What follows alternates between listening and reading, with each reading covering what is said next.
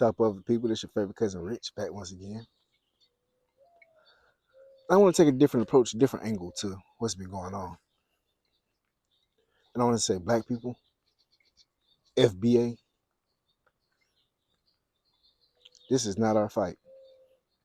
Again, this is not our fight. It's not. I'm originally from the South. I'm from Atlanta. You can probably tell somewhere from the South. You can probably tell I'm from somewhere in the South. But when I grew up, I was born in 94. I'm 31. So when I grew up, right, it was all type of, there wasn't a lot of them, but there was some Mexicans out there, you know? And we was cool. It wasn't no hatred or anything of that sort. No, we was cool. We was kids, but we was cool. I remember some of my first moments playing soccer was with, some Mexicans who picked me up on a pickup match, woo woo. But I didn't know the energy and the attitude that people south of the border had for us. I never knew. I was green. I'm gonna tell you now, I was green. Not until I came out to LA. Not until I came out to the great state of California. I was green. I was even saying what's up to them, like, we cool, like I'm back home. And they'll look at me with the side eye. They look at me crazy. I got something on my face, like I'm a Martian or something. So I started asking around, well, what's going on with these folks? They don't like black people. I said, what? Yeah, they don't like black people. I said, okay, cool. I ain't tripping. I ain't begging to be liked by nobody. I love myself, so I'm approved by God, so I don't gotta be approved by you. And the more and more times I'm out here, I notice the microaggressions. I notice the rudeness. I notice the dismissal. I notice them treating us like second-class citizens. I notice it. We done got it from white people, but for Mexicans, somebody, it's like, damn. Like, what make you think you better than me? For you to treat me like this, And we'll put the cherry on top with all this is going on now, right? What really put the cherry on top, I was just at the grocery store. And I'm looking in the aisle. And I grew up to respect people. I grew up with manners. Yes, ma'am. No, ma'am. Thank you. No, thank you. Excuse me. So I'm looking at something in the aisle. And the lady who works for the grocery store, Latino, not gonna say she's Mexican, but Latino, just walked right in front of me. Just, you see how rude my hand just went in front of the camera? You see how that breaks up your concentration? Just right in front of me. Didn't say excuse me, nothing. Like, if you weren't taught to be polite, I believe as an employee, at least you should be saying excuse me, right? Even if you don't like me, as an employee, you should have proper manners. It looks bad on the company, not just you, but it looks bad on the company. So I see it go so far to even they will see you and dismiss you and treat you horribly with disrespect right in front of your face, even when they're on the clock. I was at GNC maybe about a month ago. I walk in, Latino guy standing behind the counter, on his phone texting. I walk in, don't say nothing. I go to the counter, put my stuff on the counter, right? I wait up there a whole cool 30 seconds. Now, when you waiting 30 seconds, that's a long time for an employee to be what? Still texting. Look, just texting. And then he has an attitude with me. And then on top of that, he checked me out. He picks up his phone, start texting again. So I'm just like, hey, hon, what's your name, bro? Wrote his name down, wrote me a letter and all that. I didn't send it off, but because I didn't feel like going that far. Should have.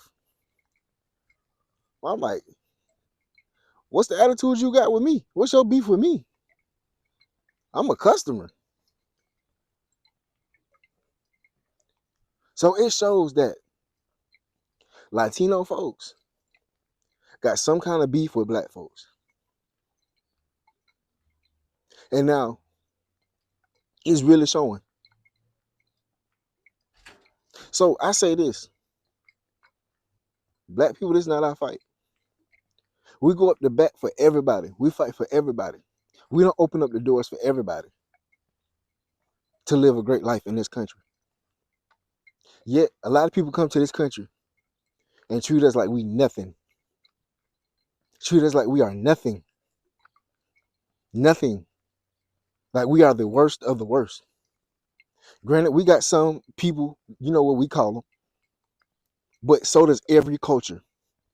Everywhere you go, you're going to have a certain group of people who are just like that, no matter what. But for people to come out here and treat us like that in the open, all of us like that, like I said, I've never come across these many microaggressions, this much disrespect, this many just eyeing you. I never came across it so much in my life since I've been out here in LA. And it's coming from a guy, I love everybody. Like I said, when I first came out here, I was green, so I'm looking at them, what's up, what's up, woo, woo. You know, I got a smile on my face, hello, how you doing, woo, woo, woo. I knew y'all had ties to this land, or whatever the case may be. I knew how, but it screwed y'all over too. You know, so I got sympathy and empathy for you too. But that starts to dwindle when I start seeing the narrative that y'all painted against my people, and it's rooted out of ignorance, and then you continue to spread it. And I see it from the grown ones, the older ones, all the way down to the young ones. So this is the hate that they spill in their house. So I say, black people, FBA people, this is not our fight. This is not our fight. When they look at you like you beneath them, beneath the world, yet they don't acknowledge you as a human being, the work that you put in, the blood that your ancestors had to give on this land as well, that you were forced to give on this land, that helped build this country to what it is today, for everybody to come out here and to enjoy these lots of luxuries that they have now. It's not our fight. It's not our fight. And we need to stand on that. It's not our fight. Because remember, these folk got somewhere to go. If all hell break loose, these folks got somewhere to go. Where you going? Where you going? Because for the past 400 some odd years, this been your home. No matter how you want to see it, no matter what you may think about it, this is your home.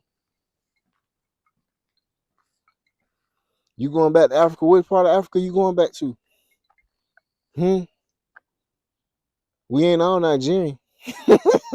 I'm just being real. So black people, this is not our fight. It's not. And before you really have sympathy and empathy for people, really find out how they feel about you. And I said I had sympathy and empathy for people until you really go out there and really see how they feel about you. They don't care about you. They don't like you. They disrespectful. They rude. Microaggressions is off the chart. Dismissive. To the point where I'm like, I don't even care. I'm all against injustice and all that, but the one who's being injustice upon treats you rudely, psh, better go talk to God. Anyway, let me know how y'all feel about this. Am I right? Am I wrong? Have y'all come across the same type of things? Let me know what y'all think. This your favorite cousin Rich. Y'all be safe out there, all right? Love and blessings.